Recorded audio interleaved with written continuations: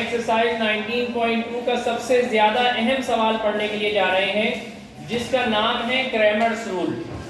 इन दोनों इक्वेशन को सॉल्व करना है बाय क्रैमर्स रूल के जरिए से। दोनों इक्वेशन को सॉल्व करने का मतलब x और y की वैल्यू को निकालना। x और y की वैल्यू को निकालने के बेइंतहा तरीके हैं, लेकिन आज हम क्रैमर्स रूल के जरिए से इस x और y की वैल्यू को निकालेंगे। कोशिश करूंगा बहुत आसान अंदाज से आपको समझा सकूं और आपके जहन में बैठ जाए। सिर्फ आप मुझे 5 मिनट दे दें। देखो मेरा बेटा, ये एक इक्वेशन है, ये दूसरी इक्वेशन है। इस इक्वेशन में x पहले लिखा हुआ है, y पहले लिखा हुआ है, तो इस इक्वेशन में भी पहले x होना चाहिए। ठीक है, ये पार्ट 2 है।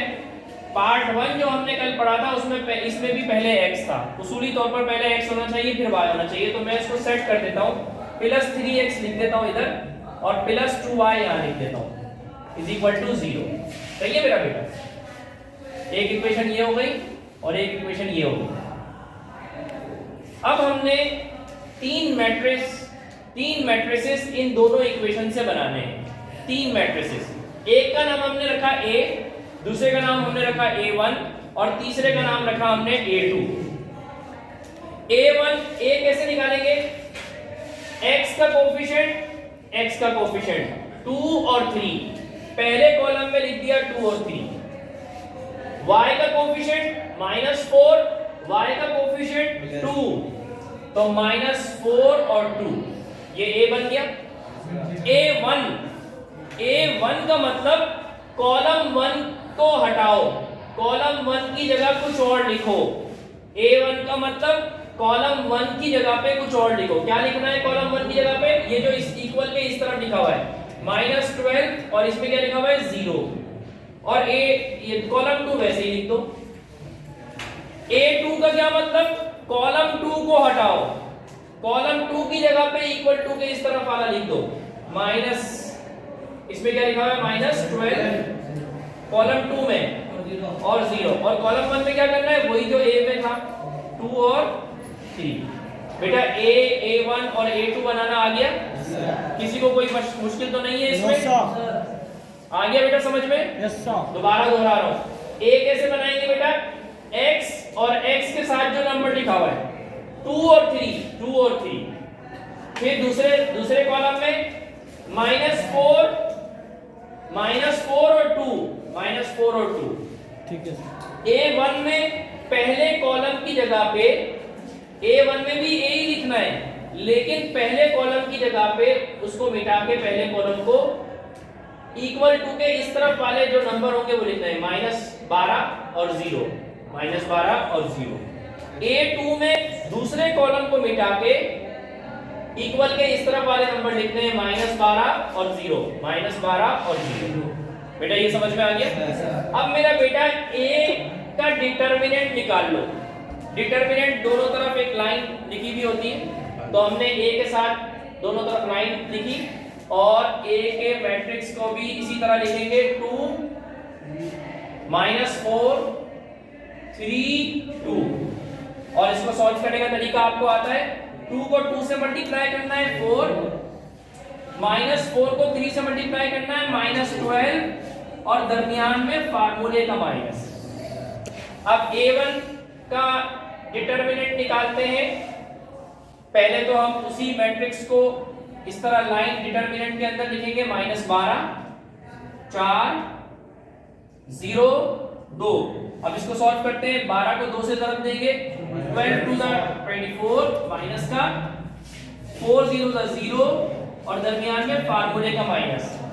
अब A2 पहले बेटा इसको मैट्रिक्स को इस तरह लिखेंगे 2, यानी डिटरमिनेंट के अंदर लिखेंगे 3 0, 2 0 द 0, 12 को 3 से ضرب देंगे, कितना हो जाएगा -36, और फार्मूले का माइनस। बेटा इसको सॉल्व करना कोई मुश्किल काम नहीं है। 4 minus minus plus, 4 plus 12 16, -24 -0 -24, 0 minus minus plus 36। बेटा ये आंसर तो निकले, समझ में आए? मुजम्मिल समझ में आए? कोई मुश्किल तो नहीं है? देखो 0 से अगर कोई नंबर माइनस होता है तो वही नंबर आता है, 0 किसी से माइनस होता है तो वही नंबर आता है, लेकिन माइनस माइनस प्लस कर दिया 36 को, तो इसको प्लस 24 को 0 से माइनस माइनस प्लस नहीं, इधर दरमियान में माइनस होता तो फिर माइनस माइनस प्लस करते, 0 से कोई नंबर माइनस होगा तो वही नंबर आएगा, -24 ही आएगा। और ये भी सोच सकते हो -24 को 0 से माइनस करा, बड़े नंबर की साइन आई, ये भी सोच के आप इसको इस तरह भी कर सकते हो। बेटा यहाँ तक समझ में आ गई बात। अब मेरा बेटा मालूम क्या करना था, x और y मालूम करना था। तो बेटा x का फार्मूला है a1 अपॉन a, और y का फार्मूला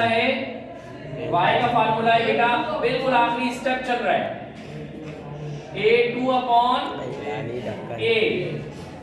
हाँ मेरा बेटा, डिटर्मिनेंट ऑफ a1 का आंसर निकाल लिया है, कहाँ है, -24। डिटर्मिनेंट ऑफ a का आंसर निकाला है, कहाँ है, 16। डिटर्मिनेंट ऑफ a2 का आंसर निकाला है, कहाँ है भाई, 36, सिर्फ 36। और अपॉन में क्या लिखूंगा, अब इसको किसी टेबल से काट देंगे, जिस टेबल से कटेगा 8 से कट रहा है, 8 2 16, 8 3 24, क्या आएगा -3 अपॉन 2। और हाँ जी 4 4 से 16 और 4 9 26, 9 अपॉन 4। हाँ बेटा x और y का आंसर आ गया। अब आप लिख लेंगे x, y बराबर है -33 अपॉन 2, -3 अपॉन 2, 9 अपॉन 4। हाँ बेटा कोई मुश्किल तो नहीं है, दुआ करो कि ये आ जाए क्रैमर्स रूल, सबसे पहले यही करोगे और आएगा भी 10 नंबर का इंशाल्लाह। आइए